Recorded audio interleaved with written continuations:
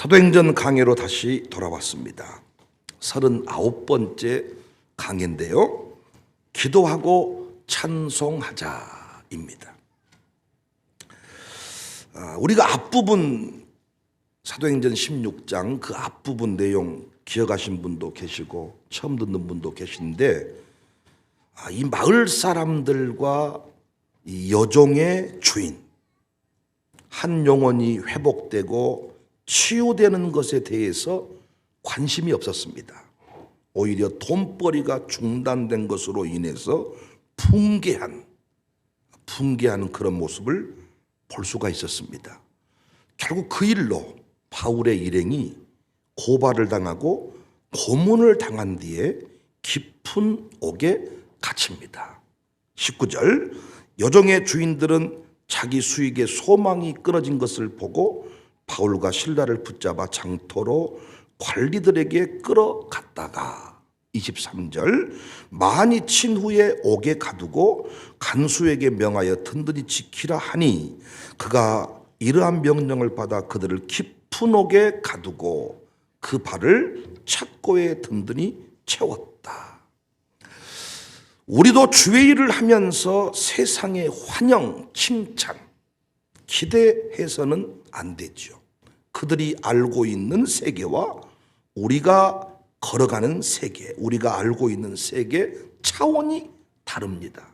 결코 같은 마음일 수 없어요.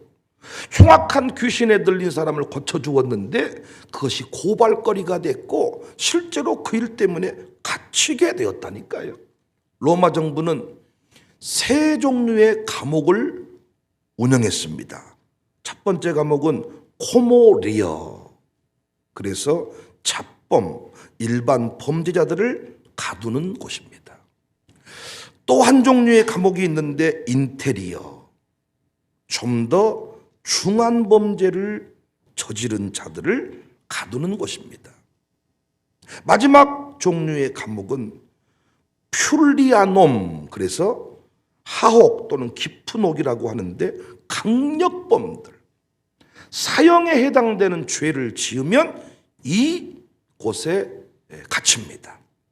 바울과 실라는 이 세 번째 종류에 해당하는 풀리아놈 이 감옥에 갇혔습니다. 뿐만 아니라 양발에 착고를 든든히 채웠는데, 착고는 기다란 쇠막대기에 양쪽 옆으로 일정한 간격을 두고 구멍이 뚫려 있었어요. 죄인의 다리를 크게 벌려서 두 발목을 구멍에 놓고 자물쇠를 채우게 됐습니다. 바울과 실라의 발에 이 착고가 채워진 것입니다. 바울은 이런 자신의 상태를 다른 서신서에서 이렇게 고백합니다. 힘에 겹도록 심한 고난을 당했다.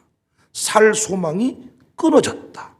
사형 선고 받은 줄 알았다.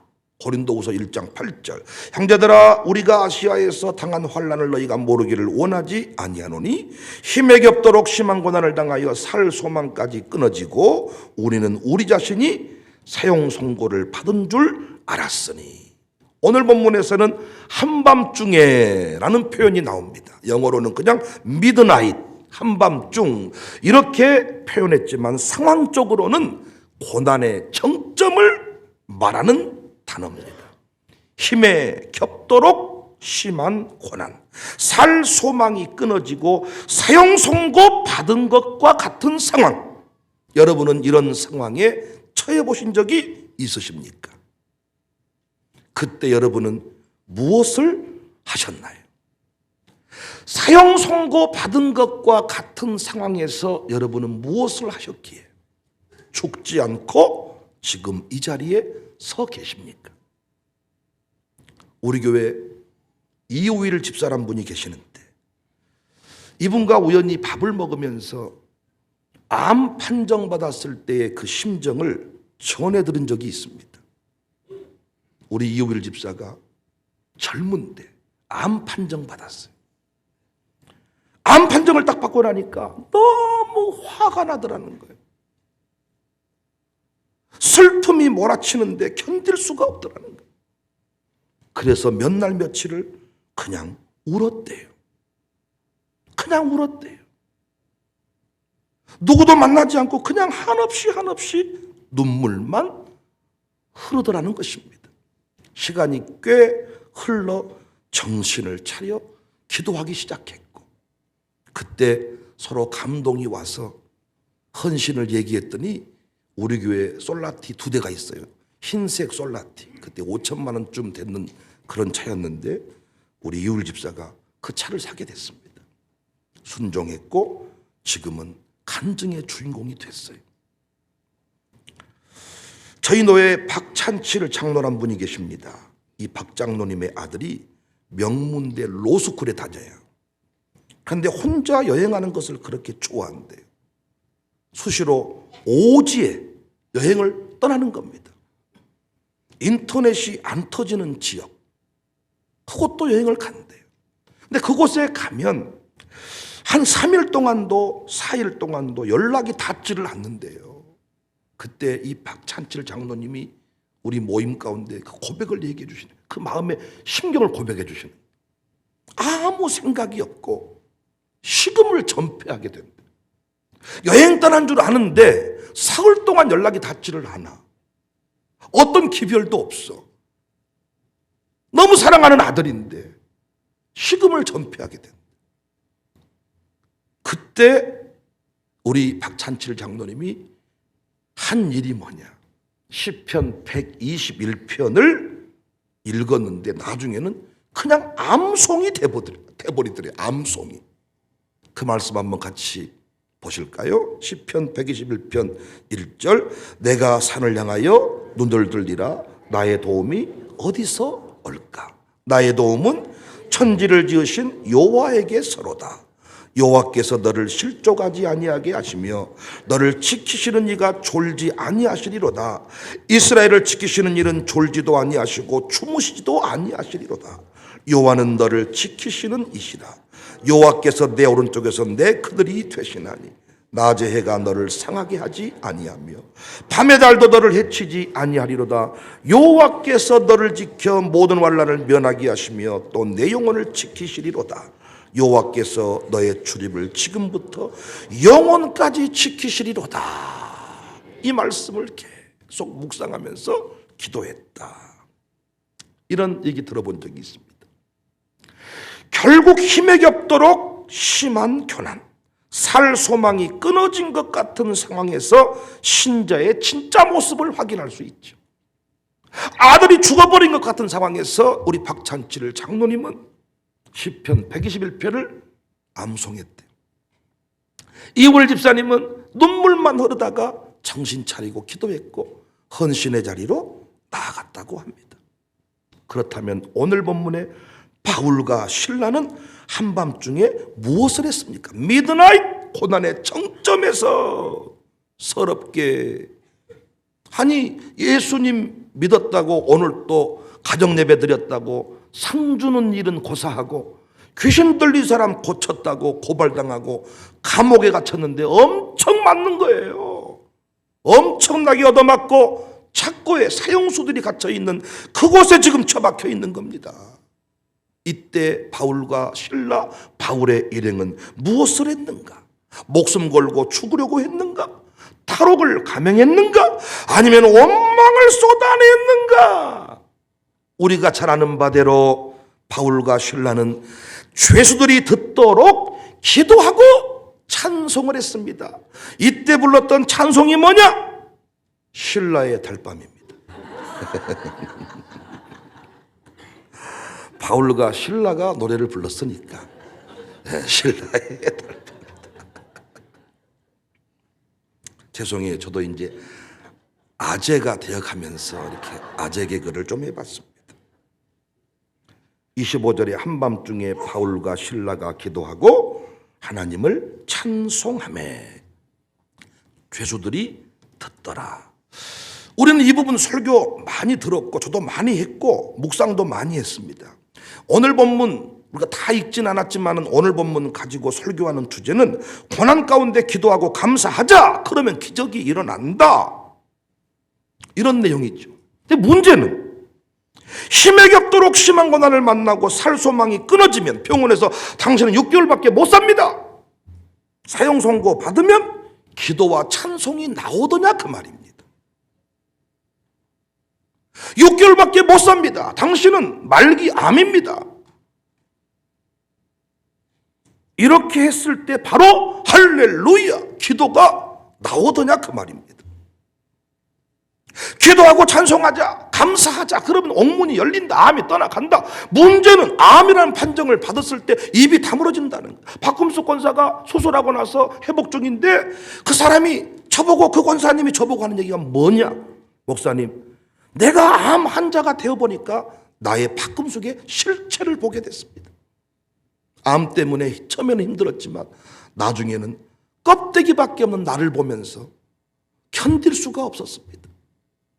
남편이 믿음이 없고 내가 믿음 있는 줄 알았는데 암이라는 단어를 듣고 보니까 내가 아무것도 아니었다는 거예요.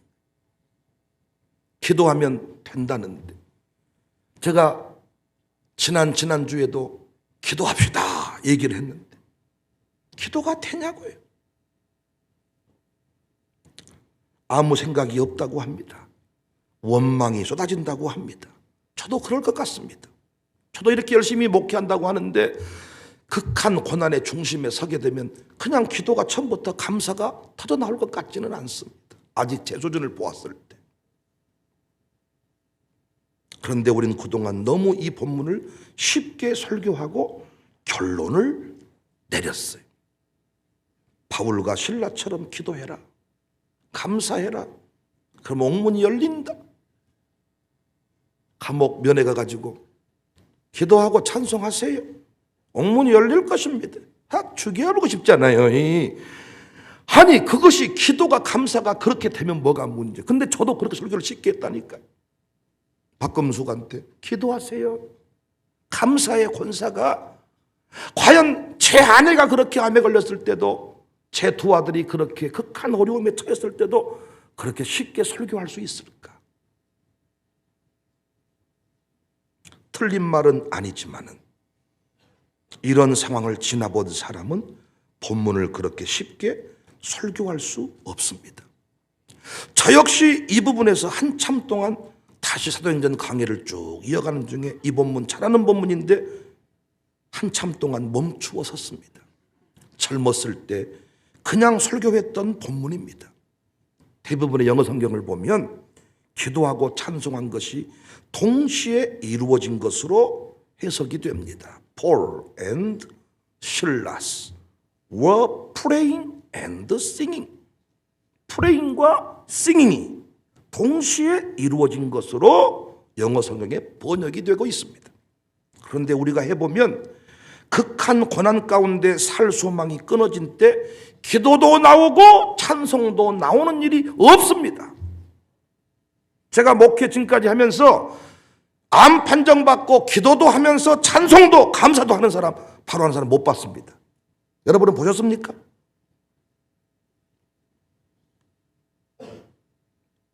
이 부분 고민하는데 송태근 목사님이란 분이 사도행전 강해를 하셨더라고요. 근데 그분 제가 강해를 듣고 그분 책을 보면서 이 부분에 대한 조금 어려웠던 부분이 풀렸어요. 코로나에 걸리고 사업의 위기를 만날 때 저는 그때 그 기가 막힌 상황들을 기억하거든요. 예배 우리 열심히 드렸는데 코로나 확진자가 나오고 열심히 헌신했던 사람 사업에 위기가 오고 그 집안이 뭔가 곤란한 상황에 생길 때 바로 기도가 되고 감사가 터지는 게 아니더라. KBS, SBS 기자들이 우리 교회 촬영하려고 막 차가 들이대는데 차가 주차장에 도착했다가 한 5분 정도 못 내렸다니까요. 당당히 그때 딱 내려서 안녕하십니까. 제가 이 교회 담임 목사입니다. 여러 가지 혼란을 끼쳐 죄송합니다. 조만간에 문제가 해결될 것입니다. 그러나 우리는 방역법을 위반한 적이 없습니다. 이렇게 말을 했어야 되는데 제가 차에서 못 내려 두고두고 후회스러운 부분이라고 제가 회개하면서 여러분 앞에 간증한 바 있습니다. 그런데 송태근 목사님 사도행전 그 강의 집을 읽으면서 통일가 이루어졌어요. 다시 말해서 기도했다와 찬송했다의 시간차가 있다는 것입니다. 이 송태근 목사의 강의에 의하면 기도했다 찬송했다 동시에 터진 게 아니고 시간차가 있다. 그러면서 구약의 한나를 예로 들어 설명을 했는데 동의하는 바입니다. 잘 아시는 바대로 한나는 아이가 없어서 울었습니다. 나중에는 두 번째 부인 분인나의 염장질, 격동케 염장질로 인해서 통곡하는 상황에 이르렀습니다. 남편의 위로도 그의 마음을 채우지 못했습니다. 그때 그가 택한 일이 성전에서 기도하는 일이었습니다. 얼마나 서럽게 울고 통곡을 했는지 제사장이 와서 너 지금도 술 먹냐? 포도주 먹냐? 포도주에 취했구나 책망할 정도였어. 얼마나 머리 풀고 얼마나 미친 듯이 기도를 하는지 너 지금도 포도주 못 끊었냐? 포도주를 과하게 먹었구나. 그런데 미친 듯이 기도하다가 한나의 기도의 내용이 바뀌더라는 것입니다. 자신의 슬픔과 분노를 담아 분인나를 죽여달라, 내게 아이를 달라 이렇게 기도한 게 아니고 아이를 주시면 하나님께 바치겠습니다. 서러워서 격동케 함으로 기도하게 되었는데 나중에 분인나를 죽여주세요 라고 기도한 게 아니고 내가 내 아이를 바치겠습니다. 이렇게 기도가 바뀌었다는 거예요. 왜 이 일이 가능했냐? 기도하던 중에 하나님의 마음과 한나의 마음이 통했다는 것이지요. 하나님의 뜻을 알게 되었다는 것이지요. 암흑의 때에 하나님의 심정을 세상에 전달할 제대로 된 사사가 없음을 보고 탄식하시는 하나님의 마음을 알게 되었다는 거예요. 그래서 이 고난이 고난으로 끝나지 아니하고 고난을 통하여 나의 기도를 들으시는, 나의 기도가 바뀌게 하는 하나님의 섭리의 역사를 한나는 깨닫고 이제 내가 아들을 바치겠습니다 라고 기도하게 되었다는 것입니다.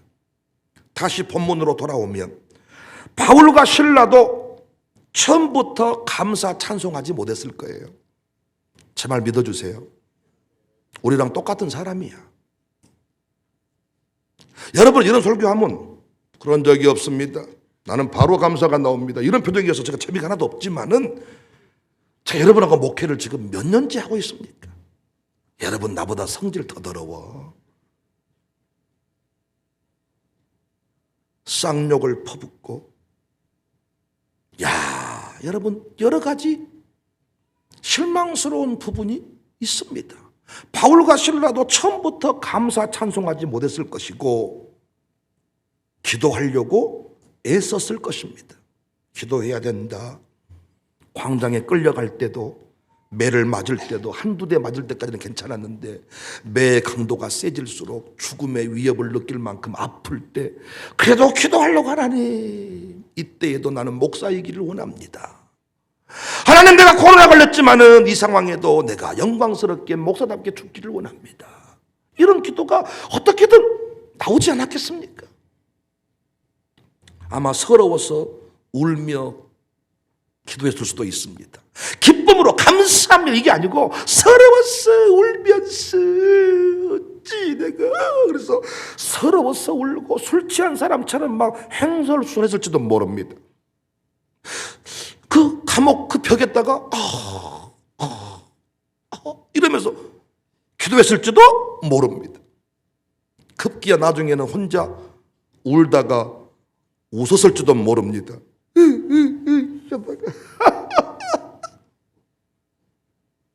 진짜 재미 하나도 없네요. 여러분은 바로 새벽기도 나와서 저희요 기도해서 응답받은 사람처럼 그런 표정을 지어버리니까 이야 제가 설교 제목을 잘못 정했구나. 저만 잘하면 되는 거예요?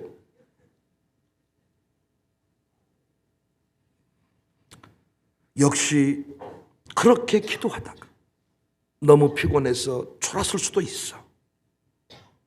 너무 아파서 병원에서 기도해보면 그런다 그래. 너무 아파서 초는 것인지 기도하는 것인지 그러다가 틀림없이 하나님과의 마음이 통했을 것입니다. 왜 하나님이 아시아의 길을 막으시고 마게도냐로 자신들을 부르셨는지, 이 감옥에서 이루실 일이 무엇인지를 깨달았어요.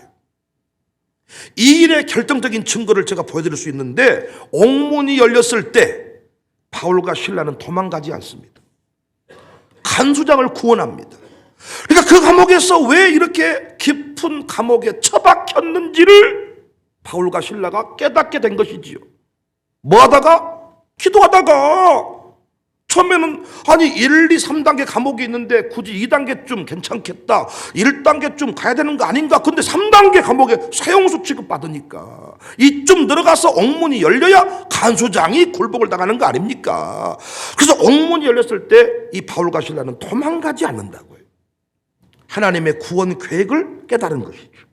26절. 이에 갑자기 큰 지진이 나서 옥터가 움직이고 문이 곧 다 열렸다. 기회는 이때다. 집으로 가자. 모든 사람이 다 벗어졌어요. 간수가 자다가 깨어 옥문들이 열린 것을 보고 죄수들이 도망한 줄 생각하고, 죄수가 도망가면 자기도 죽어야 돼. 그래서 칼을 빼어 자결하려 하거늘 바울이 크게 소리질러 이르되 내 몸을 상하게 하지 마라. 우리가 다 여기에 있다. 도망가지 않았습니다. 왜? 기도하던 중에 왜 그 자리에 있어야만 되는지를 깨닫게 된 것이지요. 급기야 간수장의 집에까지 가서 복음을 전합니다. 감옥에서 옥문이 열렸는데 그걸로 끝난 게 아니라 그 간수장의 집에까지 가서 복음을 전합니다. 32절. 주의 말씀을 그 사람과 그의 집에 있는 모든 사람에게 전하더라. 그 밤 그 시각에 간수가 그들을 데려다가 그 맞은 자를 씻어주고 자기와 그 온 가족이 다 세례를 받은 후 34절. 그들을 데리고 자기 집에 올라가서 음식을 차려주고 그와 온 집안이 하나님을 믿음으로 크게 기뻐하니라. 사랑하는 성도님들, 조선아 성도님, 왜 기도가 중요한지 아시겠습니까? 박금숙 권사님, 왜 기도가 중요한지 아시겠습니까? 뻔히 아는 답이지만은 암 투병하고 있는 사람한테 기도의 자리에 나오십시오 라고 말한 이유를 알겠냐고요. 남편이 아무리 위로해도 감사가 터지지 않습니다. 신방 잘못했다가는 암 환자한테 벼락 맞아 죽습니다. 그 마음을 함부로 안다고 했다가는 난리 나버린다고요. 누군가가 사별을 했는데 자식이 죽었는데 신방 가서 내가 네 마음 알아 했다가는 아마 몰매 맞을지도 모릅니다.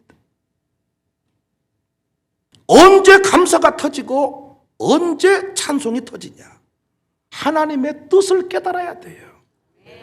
왜 내가 지금 이렇게 피를 흘리고, 왜 내가 지금 뇌경색에 붙들렸고, 왜 이렇게 내가 어려운 일을 만나게 되었는지, 왜 내가 암에 걸렸는지, 왜 내가 감옥에 처박혀 있는지를 깨달아야 사람들이 뭐라고 해도 나는 죽지 않습니다.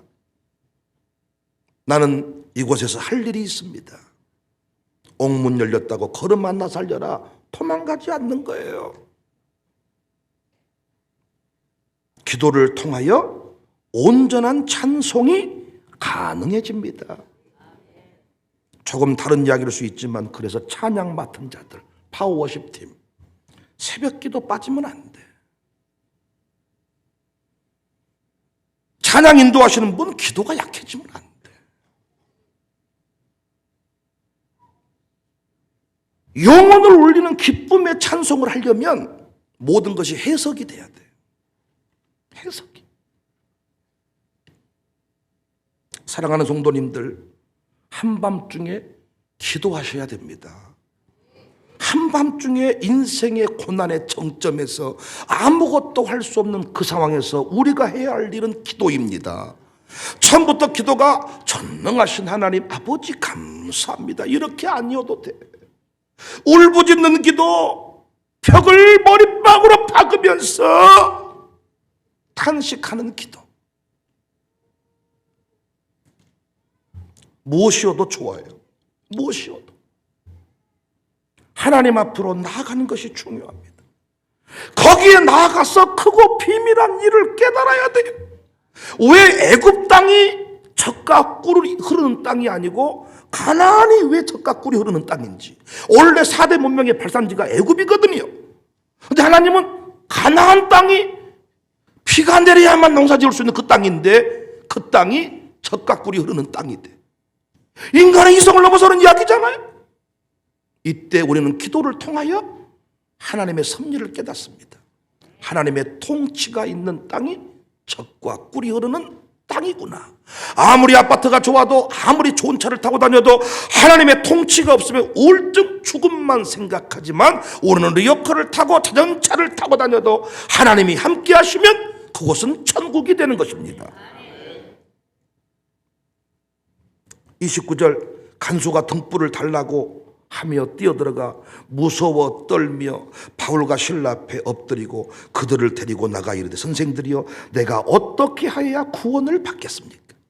그때 바울이 31절에 주 예수를 믿어라 그리하면 너와 내 집이 구원을 받으리라. 저는 이 부분을 조금 보완하고 싶어요. 주 예수님을 믿고 기도하라.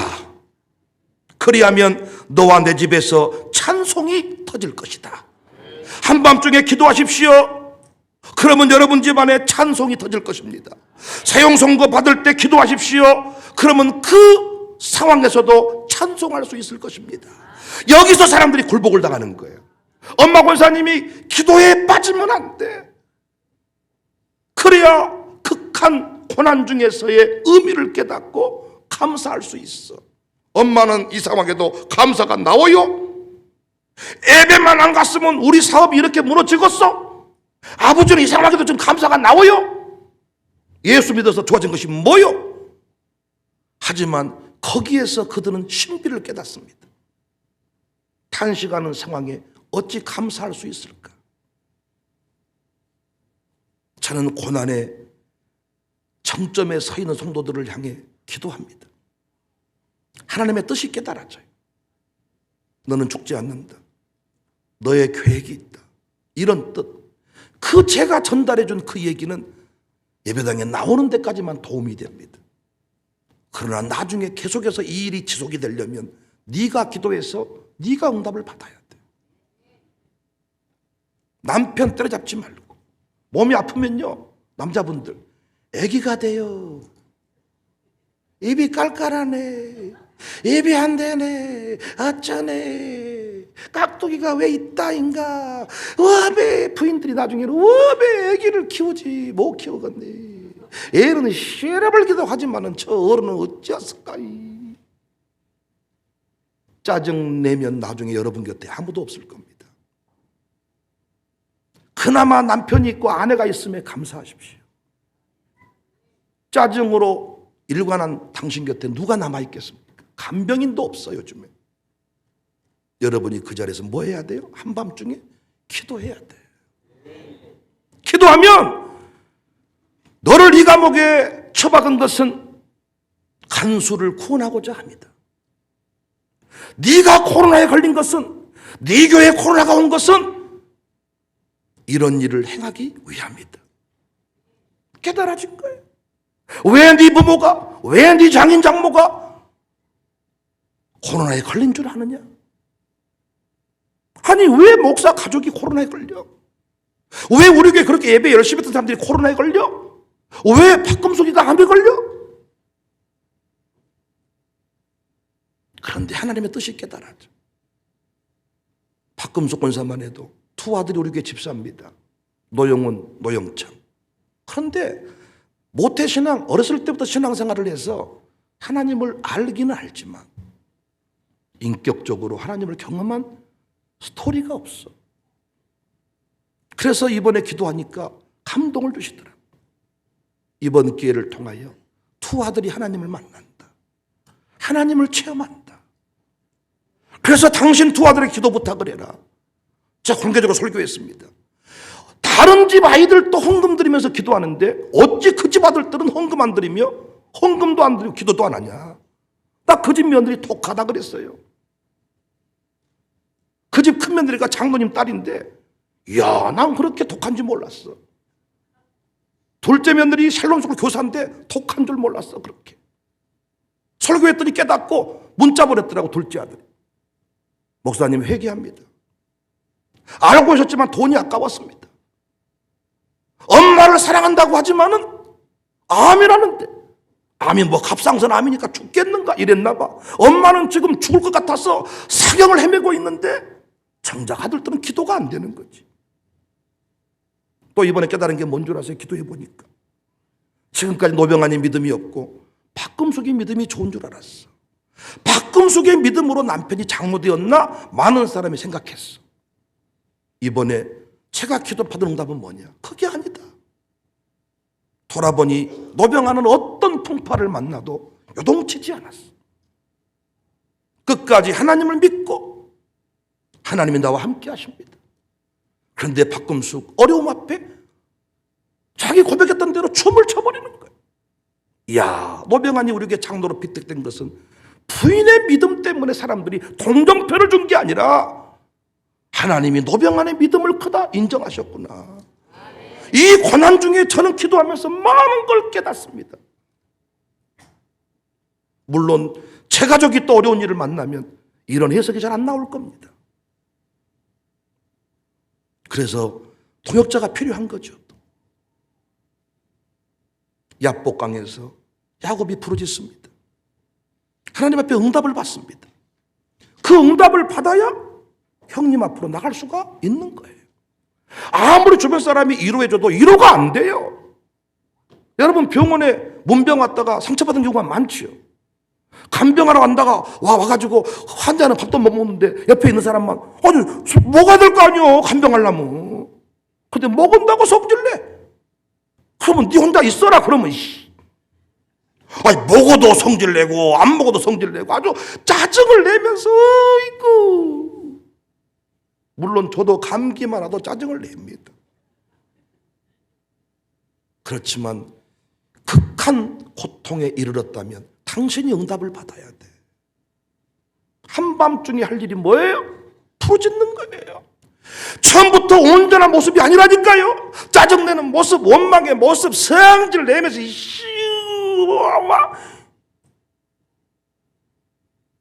그런데 그것이 하나님 앞으로 나아가면서 하나님과 마음이 통할 때 당신의 입술 가운데 찬송이 터지는 거예요. 그래서 기도하고 찬송하자. 동시에 일어난 일이 아니라 기도할 때 찬송이 터집니다. 저희 교회가 고난 중에도 기쁨으로 예배하고 제 목회가 무너지지 않았던 것은 기도하면서 우리가 깨달았습니다. 임윤수 수업 전도사님 마찬가지. 그 나이 먹어서 왜 하나님이 부르셨을까? 그 부인은 왜 휠체어에 앉아 있을까? 역시 깨달아진 바가 많습니다. 그를 통해서 아들을 세우고 우리의 소리 딸을 세우고 하나님의 계획이 있습니다. 사랑하는 여러분, 한밤중에 기도하십시다.